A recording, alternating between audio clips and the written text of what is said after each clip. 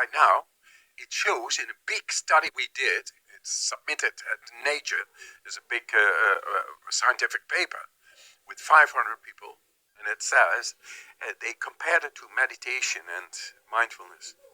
So that the stress tools, mindfulness and meditation stress tools in the corporate world. So we took people out of the corporate world, from the corporate world with a lot of stress. We took them and we went through and doing this cold practice and the breathing.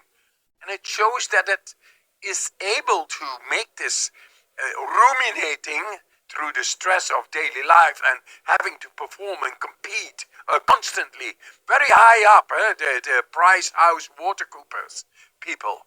They are not into yoga or into whatever exercise. They need to perform with numbers, accountancy, and it's very strenuous and arduous and all that.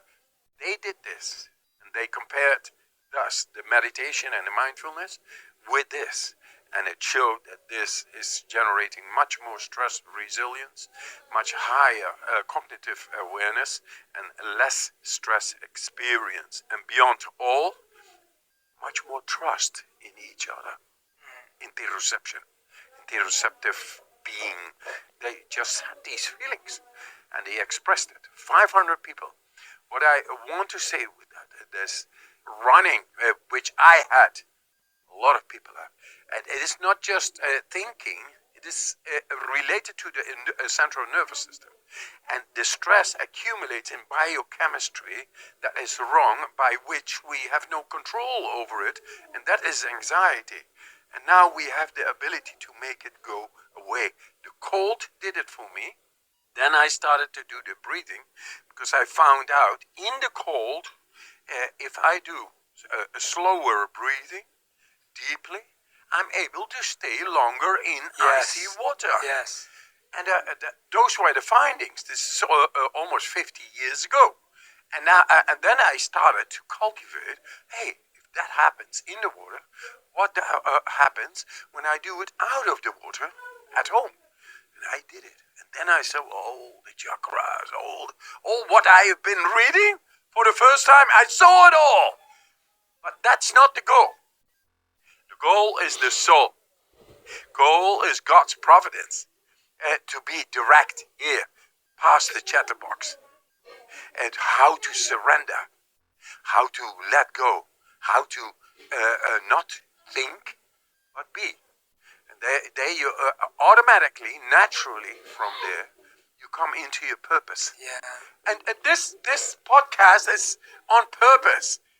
The purpose of life itself. Everybody is different, but everybody has a purpose. From the heart, not thinking, from the mind. The heart is able to give confidence and trust and that power that goes and takes on the challenges of life, because the soul is indestructible. And there is no fear, not even for death, because you are doing exactly why you are here for. And you feel it, because God is at your side. He's here. And that made me first break through with the cold, then the breathing, and then I learned to control, which I showed in Sydney lately in a brain scan. 9,500 brain scans showed more or less the bandwidth of what the brain activity is in humans. I did nothing in the brain scan, and I was within the bandwidth of the brain activity of these people. And then I did what you did in the beginning, intention. I went out for half hour, did some breathing exercises, but very strong intention, and let it be. Your body knows when you talk to it. It's a pure interoception, and you know how to move it. If you just have that faith, that power, that interoception. That's what I did. And then I went back to the same brain scan. And then the professor saw what he never had seen before. Such a activity of the subcortical, higher functioning of the brain. That is confidence, fantasy, creativity, trust, empathy, all those areas now willfully completely activated. He saw this. And this, people say, "Hey, but you are the Iceman, you can do it." No. No excuse. I only show what we all can do. And then places like here, a podcast, a platform which you made available, which is great work. Thank you. Thank you. For the whole wide world. They say, make America healthy. I say, let's make the whole wide world healthy. And it happens through these things. Absolutely. Faith. Something you said just really stood out to me in a way that it hasn't before. You just said that when we talk to our body, it hears us. Yes. And I was just thinking in a really simple way. When I think to myself, oh, I'm going to take a glass of water, that is me talking to my body. Yes. And my body just did that. Yeah. And then I'm like, oh yeah, I'm going to drink some water, and then I drink. And it's like I am talking to my body even in the simplest of tasks that I do every day. Because when we hear, oh, you can talk to your body and it hears, you think it's some mystical thing. But the truth is we're all doing it right now. Like even me lifting my hand, I'm first thinking it, I'm talking to myself, like, I'm about to land, I'm going to shake Wim's hand, I'm going to meet him, I'm going to greet him. I'm already doing that. But then we forget that we can also code our mind and our body with emotion, with intention, with feelings, with states. With the purpose with of a life. purpose, yeah. And getting there and make the impossible happening. Past our conditioned mind and body. That now is on the threshold. Where I'm working with these universities and showing, for example, 26 people, emotional distress. They cannot get out of it. They got PTSD, people dying within their family, divorces, and they are really victims in that. I mean, they cannot get out of these loops. It keeps their anxiety, pure anxiety. It's very tiring. They are exhausted. They went into this study. It took only one afternoon to break those patterns. Wow. And that's the way. You know what happens? The next thing is that they got the feeling that they got the steering wheel. Their confidence suddenly is there. And suddenly they feel their purpose of life, that they can take on the challenges. 26 people. We just did the study. Scientifically and all. That shows that we not only here to drink a glass of water, we are here to drink the full cup of life and to pass it on to our kids, fully in confidence and trust and in love and beauty and power and energy and flow. Make a paradise. I'm here to show scientifically that autonomy is ours. That we have a control far deeper than in science was thought possible. But now it's here. And through the pharmaceutical industry and the whole industry and the government, they are quite ignorant. Let me tell you that. So we need to stand up like podcasts like this. We need to become autonomous. Not believe in the government, but govern ourselves. Because we are good people, all the soil where we got our soil is goodness deriving from. And we should be able to have faith in the goodness of ourselves. And we bring through these tools autonomy to the people. So they feel confident that they have control over these subcortical areas of the brain called the subconscious and all. They told us that is only 16% that we can control. It's 100. Sorry, it's 100. And I'm showing that in brain scans. And we are showing with cannabinoid receptors how we are able to create flow in body, which is a natural state of ours. We only got conditioned. If we look at society, too many wars, too many depression, too many inflammation, too many anxiety, and all. We can shoot people to the moon. Let's become happy, strong, and healthy. I made a song on that, by the way. It's called Satchit Ananda. Oh, wow. Satchit Ananda Vigraha Jai Radha Radha Om. My roots are in India.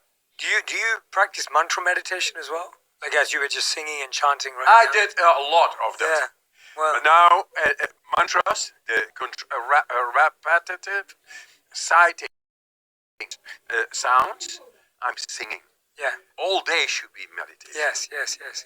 Yeah, it's the culture of India. Yeah. Yeah, it's not even just repetition of word. It's singing, it's dancing, it's chanting. It's really beautiful. Meditation should be your natural Joyful, state. yeah. Yes. Yeah, absolutely. Absolutely. Yeah, it's almost like it's a soundtrack to your life.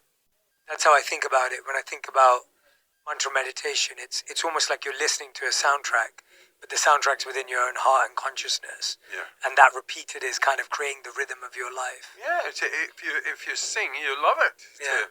You can yell out at your heart. You let your heart breathe. It feels great. I wanted to talk to you about willpower, because you talk a lot about willpower. And you talk about how people with low willpower make poorer choices in life. Can you define for us what willpower is, in your opinion? Willpower is the ability to have control within. It's the sixth sense, seventh sense, and eighth sense. Willpower, dharana, concentration.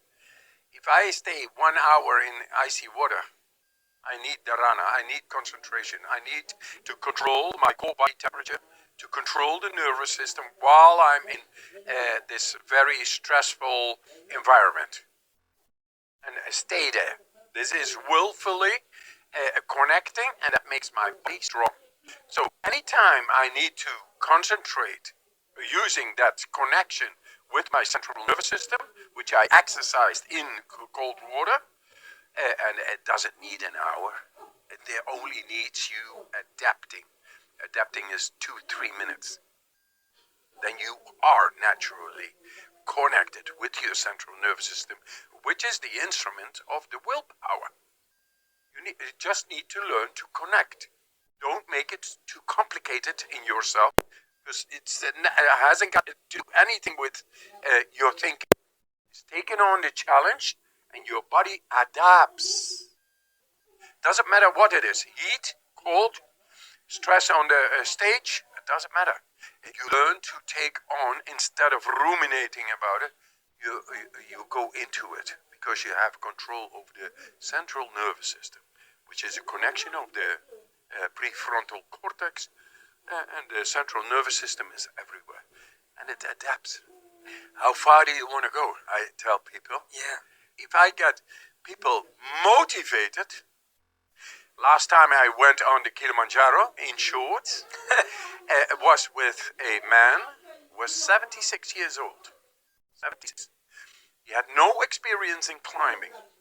He was suffering from Lyme's disease. It's a debilitating condition.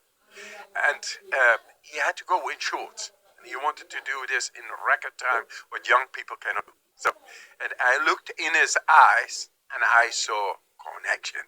I saw motivation. Motivation is the right connection with your central nervous. You really want it because you really are there. And I went with him, and this is a mountain you can do between 5 and 9 days, fully dressed, because it's very cold up there, and it's half the oxygen and less, and you need oxygen to combust for energy. And it's not there. So 5 to 9 days, and then 40% only summit, fully dressed. This man did it in 31 hours, in his shorts. What? You know what happened? His Lyme's disease was also gone at the same time.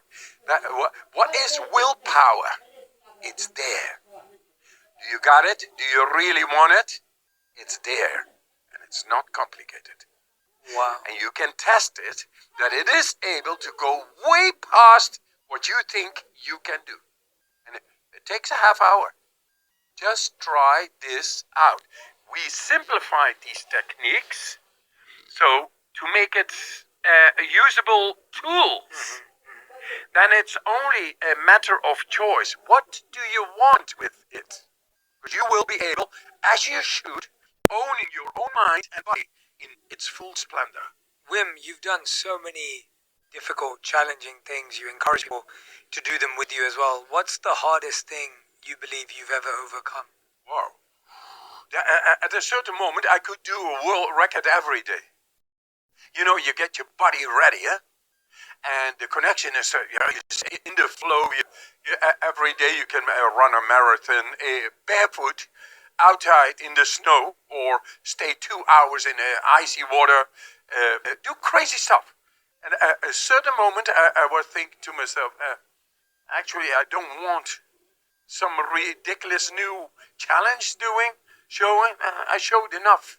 And what I want right now, and that might be the most difficult, is to settle down and to let hundreds and millions of people are doing what I'm doing now. This is real, with or without my name, doesn't matter.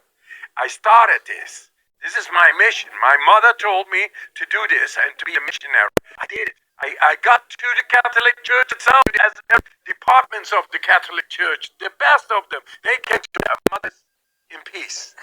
So right now I want to go